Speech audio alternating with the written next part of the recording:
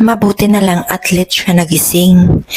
At mayroon pa akong time para lagyan ko ng lipstick yung gilid ng kanyang mata dahil yan ang panakot ko sa kanya dahil ayaw nang tumigil sa kakalaro.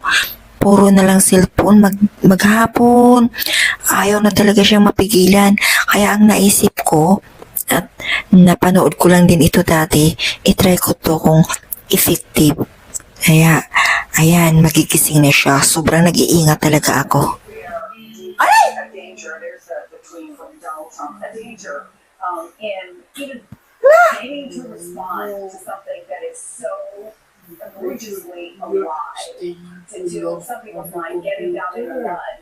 This is what you get when you get down in the mud. It's part of the insoluble formula of standing on a debate stage with Donald Trump and pretending that it's a normal presidential debate.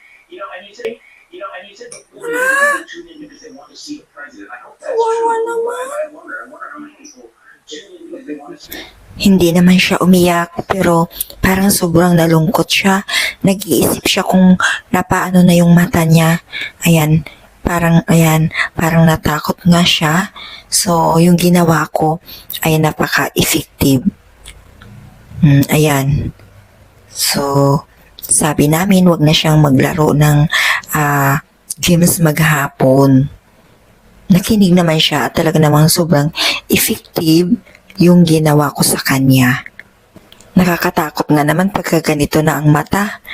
May mga yung lipstick ko na nilagay pala ay medyo maitim.